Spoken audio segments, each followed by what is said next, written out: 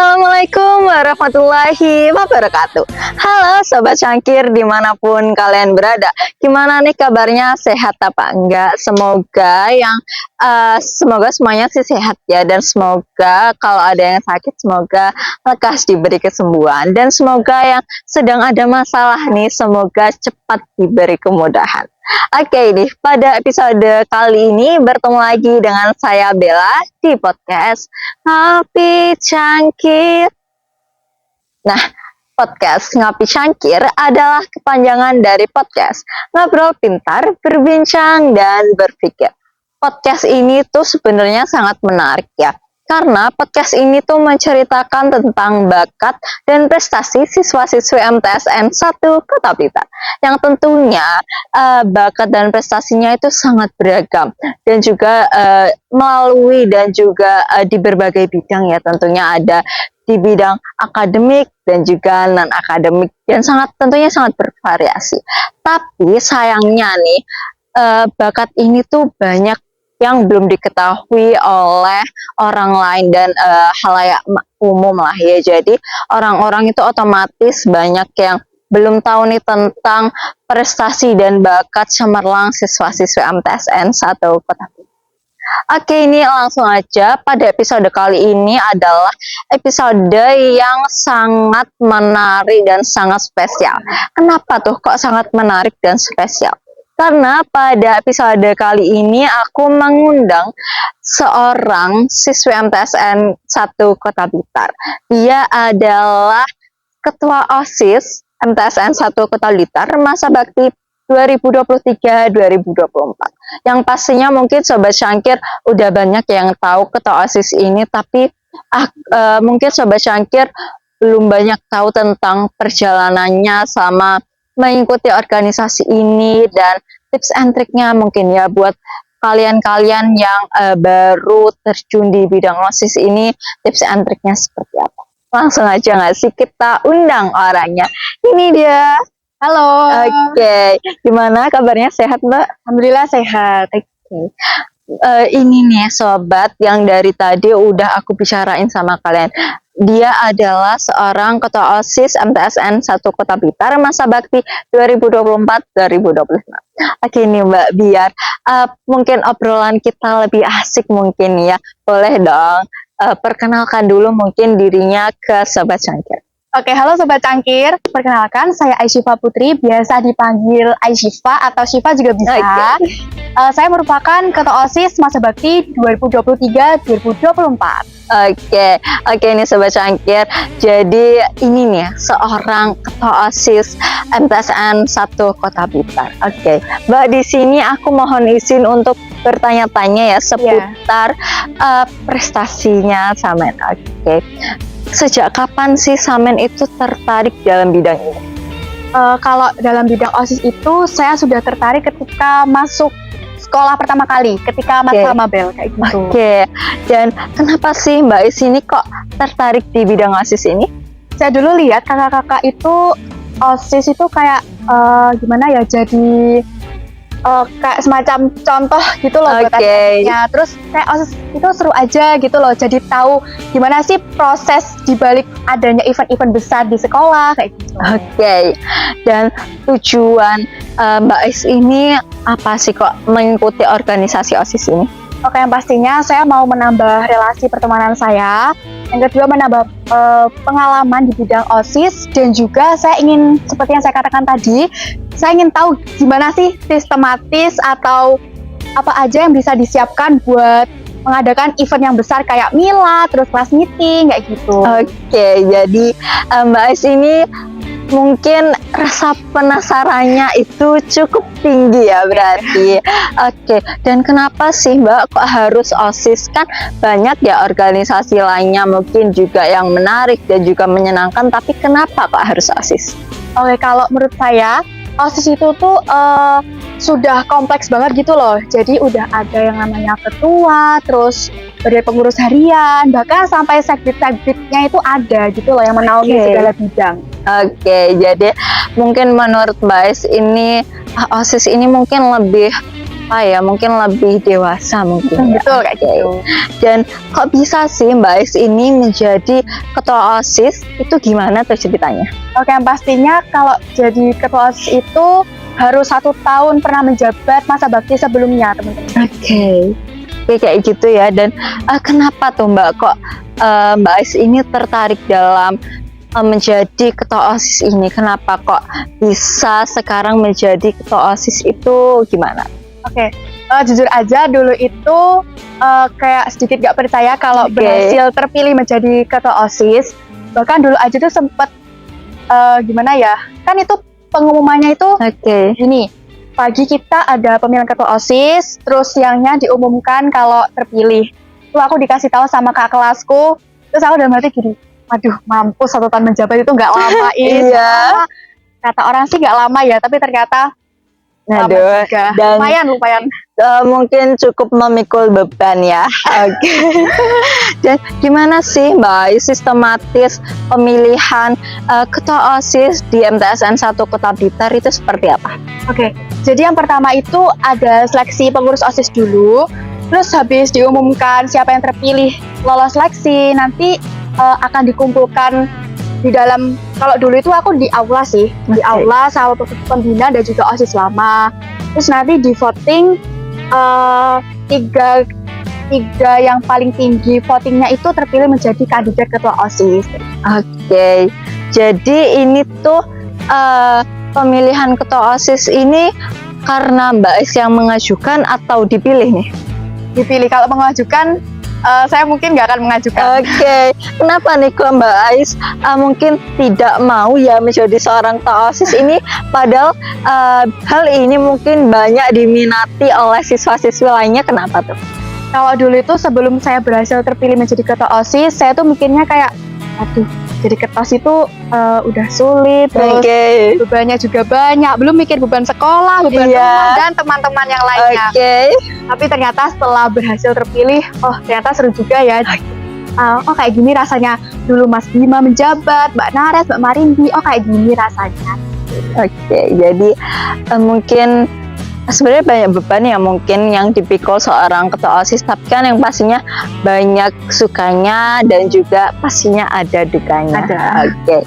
Dan gimana sih reaksi Mbak Ais ini ketika tahu bahwa Mbak Ais ini dicalonkan menjadi seorang ketua OSIS? Kalau dulu itu ya seimbang sih, mau bersyukur ya sangat bersyukur karena ini juga salah satu posisi yang bisa dibilang diimpikan oleh semua orang. Tapi di sisi lain saya juga mikir, waduh, kalau belum jadi ketua OSIS aja tugasku keteteran, terus kegiatan-kegiatan juga bentrok, apalagi kalau jadi ketua OSIS. Tapi alhamdulillahnya setelah saya berhasil menjadi ketua OSIS, saya mulai bisa kayak bikin skala prioritas lah kayak gitu. Dan skala prioritas Mbak Ais itu apa? Jadi pastinya yang pertama itu tujuan saya di sini kan mau bersekolah. Jadi yang pertama itu sekolah, terus yang kedua my second home. Terus baru kegiatan-kegiatan sekolah yang lainnya. Jadi OSIS ini sudah menjadi rumah ya mungkin untuk Mbak Ais itu. Apakah OSIS ini sangat menyerukan atau seperti apa nih sampai Mbak Ais menjadikan rumah kedua? Oke, yang pastinya di OSIS itu sangat-sangat seru karena kan kita berasal dari kelas yang berbeda, dengan karakter atau kepribadian orang-orang yang berbeda, dan kita juga harus saling mengenali satu sama lain kayak gitu. Jadi ya awalnya tuh emang kayak masih bingung, ini orangnya kayak gimana sih? Ternyata kayak gini ya. Tapi lama-kelamaan juga kita udah mulai terbiasa. Kita kan susah dan juga senang bareng-bareng kan ya, Bel. Jadi kita kayak kalau habis OSIS, kalau habis purna OSIS mau ngapain lagi? Coba kayak gitu. Ada rasa sedih ya mungkin. Dan gimana sih tanggapan orang tua ketika tahu seorang Mbak Ais ini akan menjadi calon ketua OSIS, itu tanggapannya seperti apa? Ya, alhamdulillah dulu saya langsung bilang kalau saya terpilih menjadi 3 kandidat, dan alhamdulillahnya orang tua saya juga sangat menyetujui dan bahkan mensupport, karena kan kebetulan dua-duanya tuh dari orang tua itu kan kayak gimana ya, memang beliau-beliau itu orang yang dulu ketika sekolah itu juga sama-sama aktif di sekolah kayak saya gitu. Bahkan bapak saya dulu juga katanya pernah ikut MPK apa gitu ketika di SMA. Jadi mungkin Mbak Ais ini ada turunan dan titisan-titisannya mungkin ya. Oke, titisan dari orang tua, berarti orang tuanya aktif, mungkin anaknya juga menjadi aktif. Alhamdulillah. Oke. Dan hal apa sih yang mendorong seorang Mbak Ais ini sampai sekarang bisa menjadi dan menjabat di Ketua OSIS? Kalau dorongan yang pertama, tadi kan saya sudah bilang di awal kalau pertama kali tahu saya terpilih itu kan kayak mampus 1 tahun kan pasti sulit. Nah, tapi karena dorongan dan juga dukungan dari teman-teman pengurus OSIS, teman-teman kelas, kedua orang tua, keluarga, bahkan dari guru-guru, terutama Pak Syaifuddin sebagai pembina OSIS, beliau itu sangat mendukung saya buat semangat ya jadi ketusnya, semoga kuat gini-gini. Bahkan dari Purna juga kayak sering gitu lokasi kayak apa ya kalau bahasa Indonesia kayak wejangan gitu loh. Wejangan kayak gitu. Biar OSISnya tuh semakin berkembang, semakin bagus lah intinya. Dan apa visi misi yang mungkin yang dulu Mbak Ais buat ketika mencalonkan menjadi seorang ketua OSIS itu seperti apa? Kalau visi misi saya tuh dulu kan memang benar-benar pure apa yang akan insya Allah yang akan saya lakukan ketika menjabat gitu. Jadi alhamdulillahnya hampir 100% mungkin 92-93% itu udah terlaksana visi misinya. Alhamdulillah. Baik. Kalau visi misi itu dulu saya memang ingin membuat OSIS itu jadi semacam kayak forum atau wadah untuk menampung aspirasi dari teman-teman. Jadi kan masih banyak kan orang-orang yang kayak malu mau ngasih tahu ke guru, ngasih tahu ke sekolah kalau aku tuh pengen ada kegiatan ini loh, aku pengen ada lomba ini loh. Tapi karena adanya OSIS, mereka tuh udah berani buat menyalurkan aspirasi mereka kayak gitu. Baik. Jadi mungkin visi misinya Mbak Ais ini menjadikan OSIS itu sebagai wadah aspirasi bagi siswa ya. Apakah itu terlaksana dengan baik? Alhamdulillahnya terlaksana, tapi ya masih ada sedikit orang yang kayak gimana ya, masih bingung gitu loh mau kasih tahu ke OSISnya kayak gimana. Padahal kita di IG OSIS, di official Saneba itu udah ada link di bio, itu isinya buat wadah aspirasi kalian kalau kalian kalau kalian masih malu mau kasih tahu secara langsung kayak gitu. Jadi padahal dari OSISnya ini sudah menyiapkan wadah aspirasi ya, tapi mungkin banyak siswa-siswi yang belum responsif terhadap hal ini. Dan lembaga OSIS ini cara kerjanya itu seperti apa sih Mbak? Kalau dari OSIS sendiri itu kan yang pastinya ada ketua umum. Tapi ketua umum itu masih termasuk ke dalam badan pengurus harian, ada 8 BPH. Nah, 8 BPH itu juga menaungi setiap sekbid. Jadi sekbidnya juga ada 8. Baik.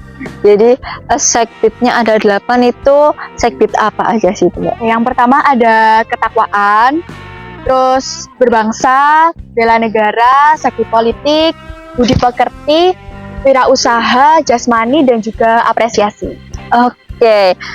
Cukup banyak sekali ya sekbid OSIS yang ada di MTSN 1 Kota Blitar.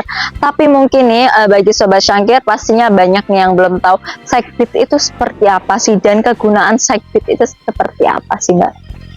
Jadi kalau sekbid itu di OSIS memang kayak khusus buat menaungi bidang-bidangnya. Jadi kayak misal sekbid ketakwaan itu kalau ada kegiatan Islam, hari besar Islam gitu, sekbid ketakwaan yang maju paling depan buat menyusun program-program. Terus buat sekbid jasmani misal kelas meeting atau pekan olahraga Saneba, itu yang menaungi itu dari sekbid jasmani yang buat lomba-lomba, prokernya, terus persiapannya juga dari sekbid jasmani.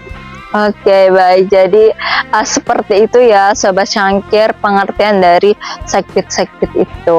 Oke, Mbak, yang pastinya ya, selama Mbak Ais ini menjabat menjadi seorang ketua OSIS ya kan, yang pastinya nggak mulus-mulus dan nggak mudah aja kan. Yang pastinya ada suka dukanya. Kalau boleh tahu apa tuh suka duka selama menjadi seorang ketua OSIS?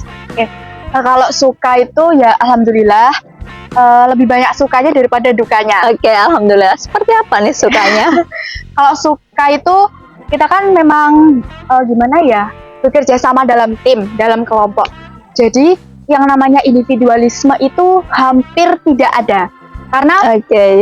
gimana ya, di dalam OSIS itu kan juga udah ada sekbid-sekbidnya. Bahkan di dalam sekbid itu juga kerja sama tim. Jadi tidak menutup kemungkinan kalau antar anggota itu kayak gimana ya, kurang dalam memahami karakter teman-temannya gitu loh. Dan dari situ pula anak-anak OSIS alhamdulillahnya mudah bergaul buat bersama orang-orang yang belum pernah ditemui gitu. Jadi mudah, enak buat komunikasi ya gitu ya. Oke, baik. Kalau dukanya ini seperti apa nih? Kalau dukanya sih lebih ke riwahnya buat persiapan gitu ya. Tapi dari riwahnya itu yang membuat kedekatan dan kekeluargaan OSIS itu semakin erat kayak gitu. Oke, baik. Dan kalau di diri Mbak Ais sendiri itu adakah waktu yang terganggu karena adanya Samen mengikuti lembaga OSIS ini, ataukah ada mungkin waktu istirahat yang terganggu atau malah waktu belajar yang terganggu sehingga nilainya Mbak Ais ini turun? Pastinya kalau dari waktu ya ada terganggunya, cuman dari kitanya sendiri sih kita harus punya skala prioritas. Apa yang diprioritaskan yang pertama kan kita belajar. Jadi memang tujuan kita yang pertama itu belajar di sekolah. Selain itu di OSIS itu juga belajar, Bel. Belajar apa nih di OSIS? Karena mungkin Sobat Cangkir di luar sana banyak yang mengira bahwa OSIS ini mungkin ya cuma organisasi sekolah biasa. Tapi seperti apa nih sebenarnya OSIS ini kerjanya tuh apa mungkin? Aku mau ngulas dari belajar dulu ya yang di OSIS. Jadi belajar di OSIS itu bekerja sama tim. Itu yang paling penting, sangat penting sekali. Terus di OSIS itu juga kita kayak dilatih nih cara berkomunikasi buat ketemu banyak orang. Terus gimana cara berkenalan dengan orang yang baru kayak. Jadi apa ya, lebih bisa memahami karakter orang lain. Kalau dari waktu belajarnya Mbak Ais ini apakah ada yang terganggu nih? Kalau waktu belajar sih lama-kelamaan udah enggak ya, soalnya kan mungkin dari awal itu mau menyesuaikan waktunya tuh yang sulit. Tapi akhirnya lama-kelamaan juga, ternyata waktunya di OSIS itu dari jam ini sampai jam segini. Jadi habis itu aku bisa kayak lebih ke arah di rumah terus belajar. Jadi yang biasanya lesnya itu mungkin sore, tapi karena ada OSIS jadi aku pindah ke malam gitu. Dan gimana sih cara seorang ketua OSIS ini untuk memanage waktunya? Yang pastinya sama kayak aku kasih tahu tadi, yang namanya skala prioritas itu harus ada. Bahkan dulu itu sebelum ada skala prioritas itu aku sempet sering sekali yang namanya keteteran, Bel. Keteterannya seperti apa nih? Keteteran dari tugas, terus gimana cara memanage waktu yang benar gitu. Terus akhirnya aku minta saran ke kak kelas, ke guruku, gimana sih Bu biar kita tuh pinter buat manajemen waktu. Terus katanya disuruh buat skala prioritas. Dan alhamdulillah setelah ada skala itu mulailah pelan-pelan tersusun dengan baik. Dan ada nggak sih mungkin tips and triknya untuk mengatur dan memanage waktu? Kalau mengatur dan memanage waktu itu sebenarnya kembali ke pribadi masing-masing. Kalian tergantung cocok sama metode apa. Kalau aku sendiri ya skala prioritas tadi. Jadi dibikinlah kalian mau lebih fokus kemana. Tapi karena aku memang tujuannya yang pertama di masa neba itu buat sekolah. Jadi yang pertama harus sekolah. Yang kedua baru kegiatan OSIS, terus yang ketiga kegiatan-kegiatan yang lainnya seperti ekstrakurikuler. Oke, ekstrakurikuler, apakah Mbak Ais ini mengikuti organisasi lain selain OSIS? Kalau organisasi lain itu sebenarnya cuma OSIS aja sih, tapi di lain itu juga ada ekstrakurikuler dan alhamdulillahnya saya juga aktif. Oke, ekstrakurikuler apa aja tuh yang Mbak Ais ikuti? Yang pertama ada Paskibra sama Pramuka. Oke, dari kita ulas dari Paskibranya dulu. Apakah Mbak Ais ini pernah mengikuti mungkin sejumlah event-event atau perlombaan? Alhamdulillahnya pernah sih, saya juga gimana ya, kalau dibilang menjadi orang-orang yang terpilih buat ikut event itu juga iya. Oke, tapi di sisi lain juga kayak gimana ya Bel, kayak gimana nih? capek terus Iya, gitu yang loh, pastinya latihannya kan iya, keras kan ya. kan keras ya. Jadi ya mungkin gimana ya, Mbak Ais ini udah aktif dalam bidang OSIS, tapi dia juga masih menyempatkan dirinya untuk mengikuti ekstrakurikuler. Oke, kalau dari yang pramuka ini, Mbak Ais ini pernah mengikuti perlombaan atau seperti apa? Kalau dari pramuka itu emang dari SD saya Bel, sudah ikut lomba-lomba kayak gebiar penggalang yang di MTSN sini, itu juga sudah pernah. Dan dari pembina pramuka saya di SD itu juga sudah dikasih tahu kalau nanti kamu masuk Matsaneba harus join Matsaneba Scout. Oh siap Kak gitu. Ya udah akhirnya berlanjut sampai sekarang. Dan di sini alhamdulillahnya bidang saya dari SD itu tersalurkan gitu loh. Oke, baik. Jadi Mbak Ais ini terbilang juga aktif juga ya dalam bidang pramuka. Apa nggak capek tuh Mbak mengikuti banyak organisasi? Capek sih capek, tapi seru soalnya kayak gimana ya, jarang aja gitu loh.